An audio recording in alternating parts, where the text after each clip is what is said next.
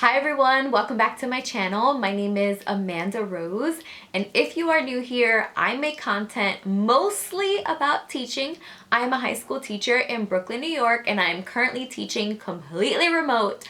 But today's video is not necessarily about my teaching life, but it is about my life in general. I asked you guys to send me questions on Instagram about anything that you wanted to know, anything that was either career related or casual. So in today's video, I'm going to be answering all of your questions. There are a lot of the same questions here, and so some of them I probably will not repeat over, but please make sure that you like this video, that you subscribe to my channel. Let's get into this video, career and casual conversations Q&A.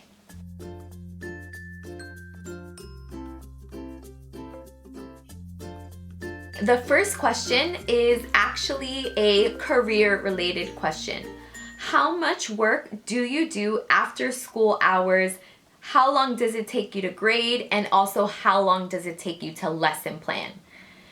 There's a lot in there, and I will say that every day it is different. How long it takes me to lesson plan, so I've pretty much dedicated a whole day to doing lesson planning. And I know for some people it's like that it's not realistic, but I dedicate like a whole day to kind of map out what my week is going to look like.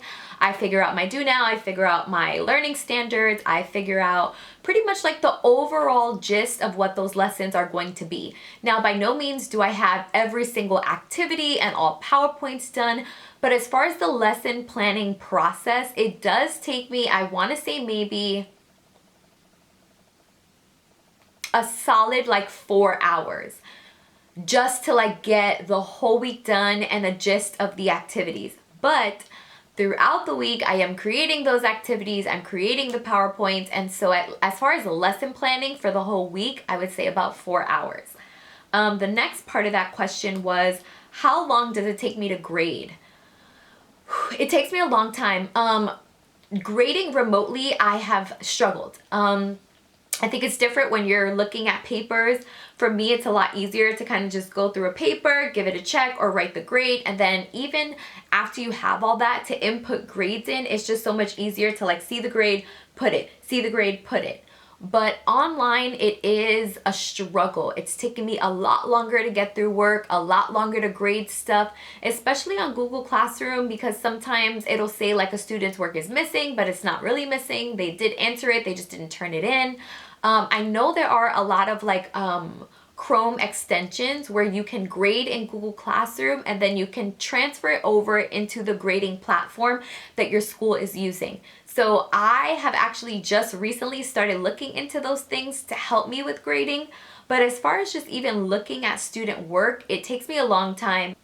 I'm always behind, in all honesty. I'm always behind.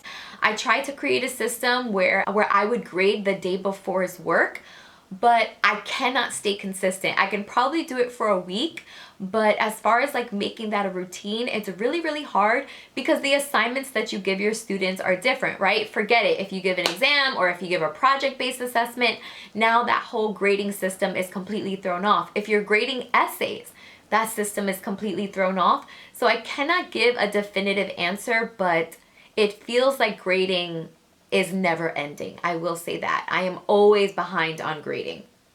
And then the last part, how much work do you do after school hours? So I have really tried to limit this to not really doing much work after school hours. So my work day is from 7:45 to 4 o'clock. So within that day, I really try to go hard with just whether it's creating a PowerPoint during an hour that I have off. I really don't rest during the day. Sometimes it's really hard to even find time to eat. But once 4 o'clock hits, I may stay on my laptop until 5 max. But then after that, I am like, I try to stay free with time. So maybe that's also why I'm so behind on grading, because I've just tried to create some type of balance, especially working from home. You can just be consumed with your work all of the time. So that was like a lot of questions in one. But the next question, on your stressful days, what do you do to relax? Right now, the biggest thing I've been trying to do is go for walks. I'll just throw on a pair of sneakers and I'll just go walk around the block. Sometimes I'll just sit outside on the stoop. New York life, I'll just sit outside on the stoop. I just try to like take myself out of the environment that is stressful. And that's really how I try to deal with stressful days. Sometimes, obviously, the stress is also because there's just so much work to get done. But instead of me staying in my environment and trying to have like a mindfulness moment, I remove myself from the environment. And I guess in that way, I still detach. I don't bring my phone when I go outside, or at least I try not to, so I'm not distracted. Sometimes even Instagram can stress me out, emails can stress me out. And so going outside and not taking my phone with me is something that my husband and I have both made a routine and I guess a habit during quarantine, is just to detach from technology, even if it's just for 5-10 minutes. This next question. Do you ever think about quitting, and if so, when and why?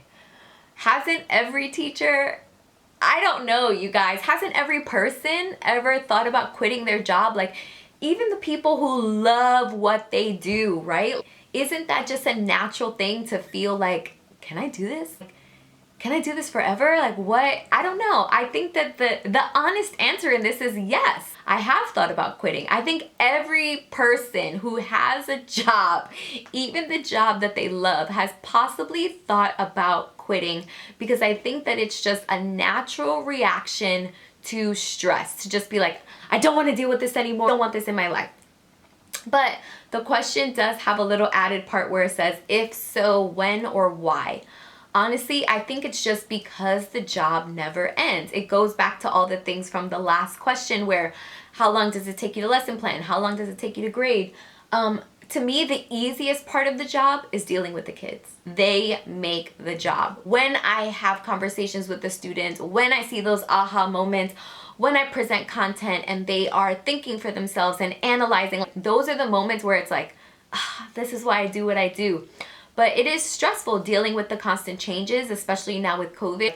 There's a new plan always implemented, you know, there's something that's changing, and we're having to deal with those changes, and it's overwhelming and it's stressful, because it feels like we're kind of living in a time right now where nothing is really stable. You know, the world is not stable. The laws are like always changing when it comes to COVID. And so now for that to also be like effused into work. So yeah, I think that it is, in my opinion, like natural to have wanted to quit, but that's why I think the moments of like the stepping away, taking a day off. I just recently took my first day off since school started back in August, and I needed that. I needed to just sit around and do nothing. There are also times where I've taken days off to get work done.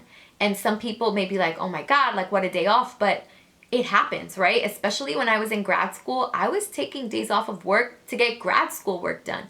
So just, I guess, being okay with, hey, I have to take a day off because I feel overwhelmed and I'm trying to figure this out and I need to catch up on stuff. So this question has been written in here so many times. What is your take on kids? When do you think is the best time to start a family? Other people have asked, do you want children? Where are the babies? When are the babies coming? And this is where I wish I could like bring Miguel in here. But we have had this conversation a lot. We talk about kids a lot. And I think that we are kind of at the place right now in our life where we are so satisfied with just having one another. And for some that may sound very selfish, but we just love loving each other. We do have a dog. I don't know if that plays into it. We've had Simon now for 7 years. So I don't know if having like a grown dog, like a big dog that requires a lot of responsibility, is kind of like almost satisfying the need to have a child. I don't know. But what I know for sure is that we are at the place where we don't want children.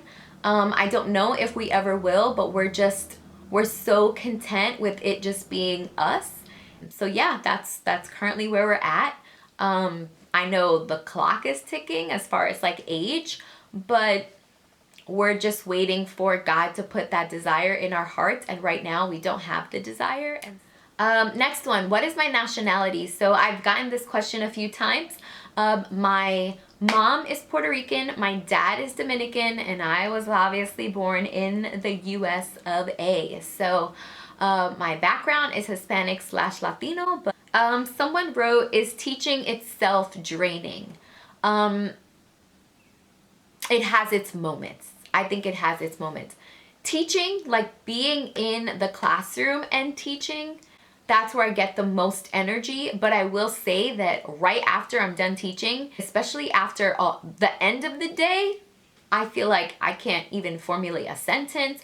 I feel like I'm forgetting what I'm saying. I half of the time just want to sit on the sofa like a blob and not say anything to anyone. Like sometimes I almost feel like it's hard for me to even carry on a conversation with Miguel after I've done a whole day of teaching. So is it draining? Yes. I think for me, it's not necessarily a physical draining as much of a mental draining. Okay, next question, which goes along with the nationality, is do you speak Spanish? Would you like to teach languages? Love your videos. So the sad answer to this question is no, I do not speak Spanish. And I guess hear that siren. And for me, this is the dreaded question, honestly. Part of it is my fault, and part of it, sorry parents, is my parents' fault as well. My parents didn't teach me Spanish. In all honesty, sorry mom, they kind of used Spanish as a way to hide the things that they were saying from us. So if they were talking about us or maybe something serious that happened in our family, they would talk in Spanish as opposed to trying to teach us the language. It was always we're talking in Spanish because we don't want you to know what we're saying. So unfortunately, that's what happened often. My mom would probably argue, but for me, I think that that's most of the experiences that I've had with Spanish. It was oh, we're talking about this. We don't want the kids to know. We talk in Spanish. And so I didn't grow up speaking Spanish. I think when I was younger, I knew more words because of just interacting with my grandparents. But as I've gotten older, it's definitely a skill that I have not developed. I've been scolded by Hispanics. I've been told that I'm not a real Hispanic because I don't speak Spanish. There's so many things about it, but my husband does speak Spanish. And so if we were to ever have children, the goal would be that he would be able to teach them Spanish and teach me in the process. But maybe I just need to get Rosetta Stone or something and learn on my own. If you weren't a teacher, what would you be doing? This is hard. Believe it or not, I am that person that my whole life I thought about being a teacher. I don't think I ever entertained another career path.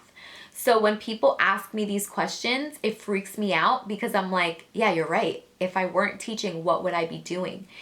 Ever since I was a teenager, I have wanted to be a teacher. And even now with the whole quitting question, what would I do? What would I do?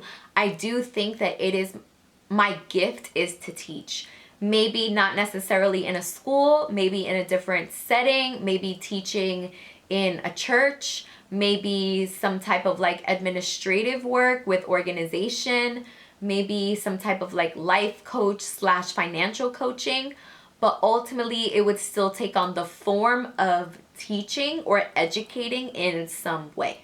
Okay, next question. How long have you been married and how to keep a relationship alive? So Miguel and I have been married. We just made 6 years in July, but we've been together as a couple for 12.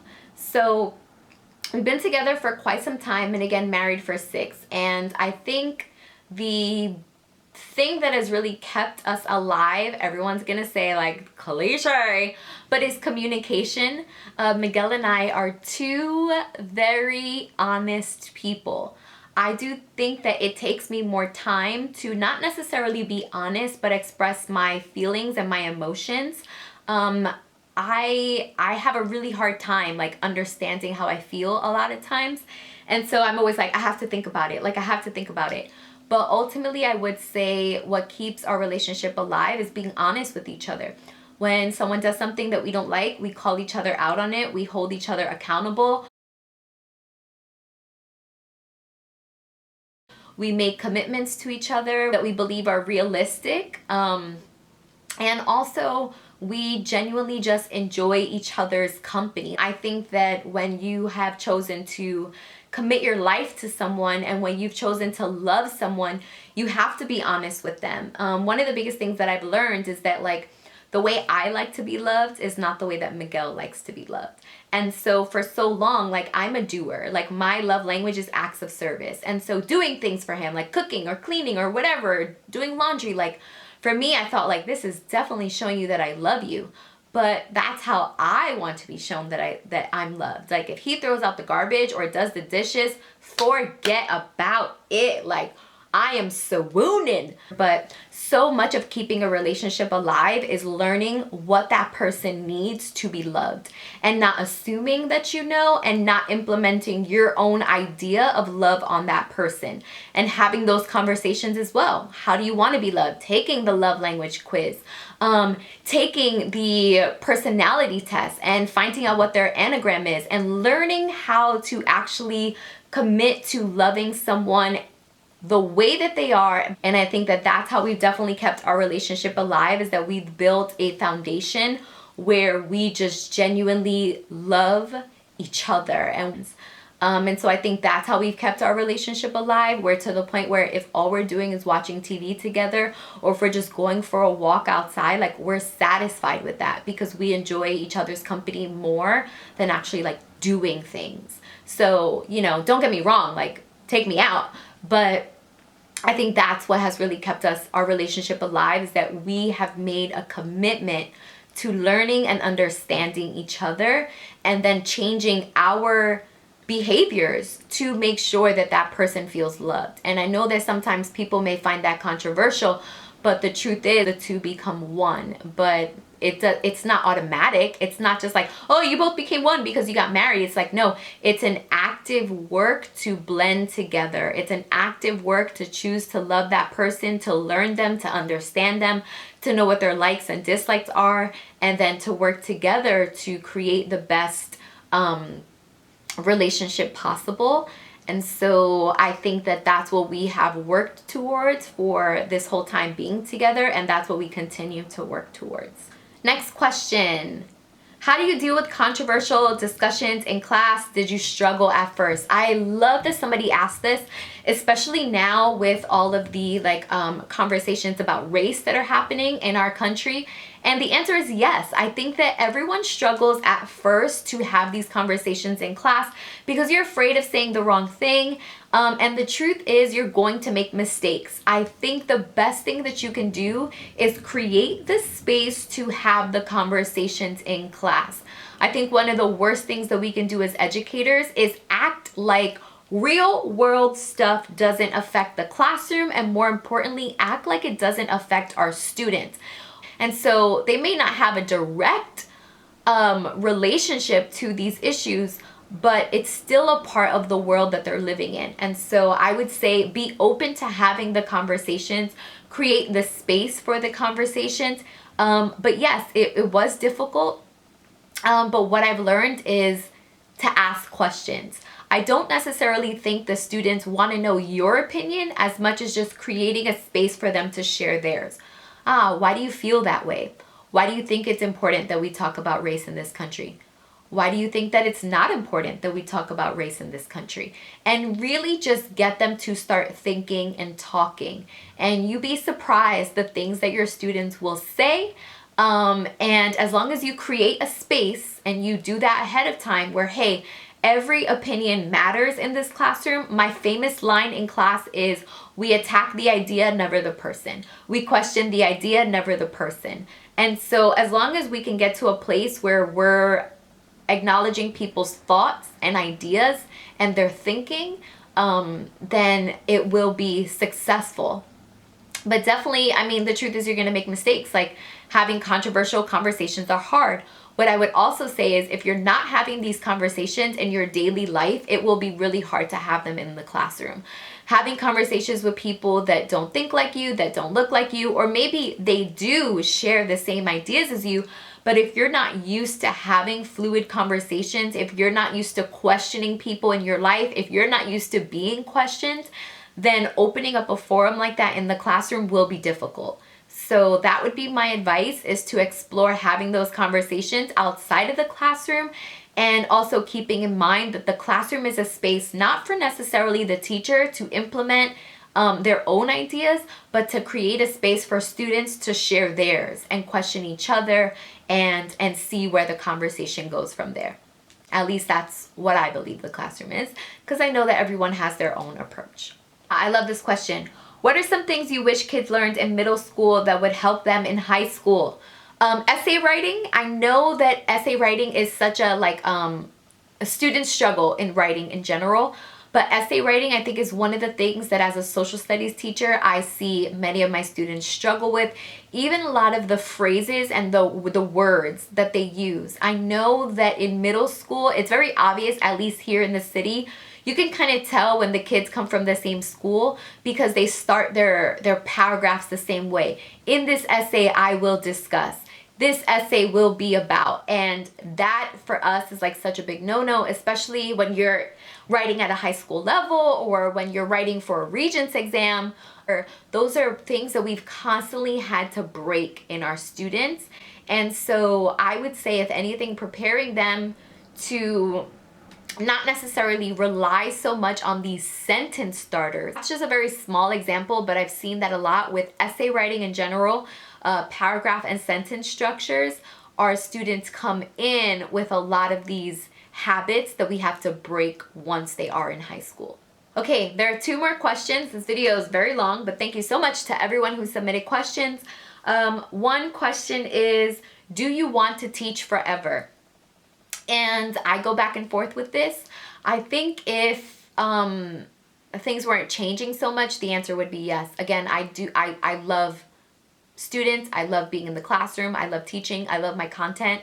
But it's hard for me to figure out if the direction that education is taking is something that I personally agree with. So it's hard to say forever, but for right now, I would say yes, I do see myself teaching now and also in the near future, but forever, I'm not sure. It really does depend on how education continues to change and if it conflicts with my morals and ethics and why I think that education is supposed to be there. For right now, I do believe that I am supposed to be in the classroom and that my purpose is there.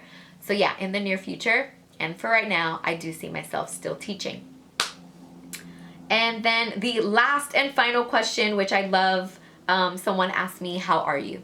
And I really appreciate that. Thank you so much. I am doing well. Again, every day is different, but I am thankful that I have a strong support system, and I'm thankful that I have learned skills that just help me with the work-life balance.